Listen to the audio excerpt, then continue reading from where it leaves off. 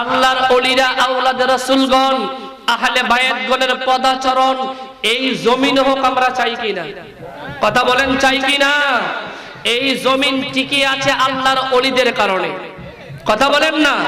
360 আউলিয়া, শাহজালাল, শাহফরান, নাসিরউদ্দিন সিবাসালা, আল্লাহর ওলি মাসুম সাহেব রাহমাতুল্লাহি আলাইহির মেহনতের কারণে এই দেশ, এই অঞ্চল পথ হারা, পথ ভুলা মানুষগুলো সঠিক দিনের ভিক্ষা পেয়েছেন। ঠিক কিনা বলেন? আজকে মনে রাখবেন, মনে রাখবেন,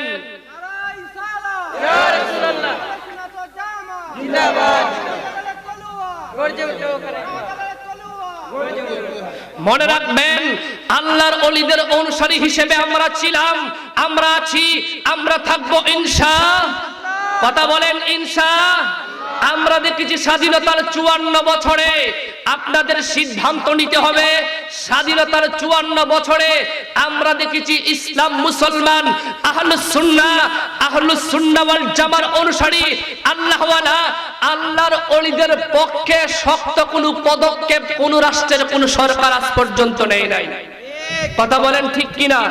বিগত 17 বছর ফ্যাসিজমের সময়ে আমরা দেখলাম আল্লামা শহীদ নুরুল ইসলাম ফারুকী রাহমাতুল্লাহি আলাইহিকে হত্যা করে শাহাদাত বরণ করিয়েছিল। কথা বলেন ঠিক কিনা? বছরে বছরে আমরা ফেস্টুন, প্ল্যাকার্ড নিয়ে রাস্তায় আমরা মানববন্ধন করতাম, কিন্তু কোন সরকার শহীদ নুরুল ইসলাম ফারুকীর হত্যার বিচার কেউ করে? কথা বলেন, করে? 24 আগস্টের পরে গাজীপুরে আমাদের ইমাম, মজলুম ইমাম মাওলানা রইসুদ্দিনকে মব সন্ত্রাসীরা চরম নির্যাতন করে তার শহীদের দরজায় উন্নীত করলো। সারা বাংলাদেশ থেকে আমরা প্রতিবাদ করলাম, কিন্তু ইমাম রইসুদ্দিনের হত্যার সঠিক বিচার আশানুপাতিক যেই রকম হওয়ার কথা, আমরা আজ পর্যন্ত ওই রকম বিচার, কথা বলেন, বিচার। তারপরে গত কয়েকদিন আগে এই 24 আন্দোলনের এক অগ্রবর্তী বীর সিপাহী শরীফ উসমান হাদিকে হত্যা করা হলো, শহীদ করা হলো। ওই শরীফ উসমান হাদির হত্যাকারীদের বিচার এখনো স্পষ্ট সরকার করে নাই। ঠিক কিনা বলেন? আমরা শুধু ধর্ণা দিয়ে যাচ্ছি, আর ধর্ণা নয়, মনে রাখতে হবে আমাদের সিদ্ধান্ত নিয়ে আল্লাহওয়ালা শাহজালাল, শাহফরান, নাসিরউদ্দিন সিবাসালা, আল্লাহর ওলি মাসুম সাহেব রাহমাতুল্লাহি আলাইহির যেই ভিক্ষা, যেই রীতি, যেই নীতি রেখে গেছেন, ওই রীতি আর নীতির পক্ষের শক্তিকে আমরা সংসদে পাঠাবো ইনশাআল্লাহ। কথা বলেন ঠিক কিনা? সারা জীবন নোট আর বুট দিয়ে ঘুরলেন, কাজের কাজ কিচ্ছু হলো না।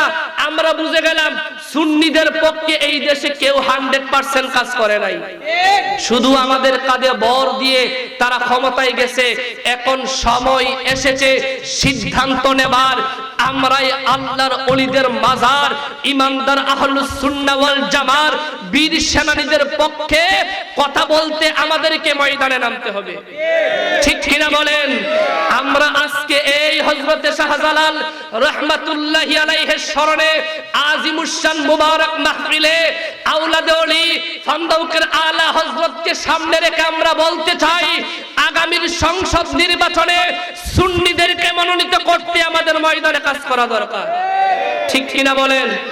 বহুত 54 বছর দেখছি, সব ভাইসাবদেরকে দেখা হয়ে গেছে, এখন শুধু বাকি আছে আমরা এক এবং ঐক্যবদ্ধ হওয়া। ঠিক কিনা বলেন?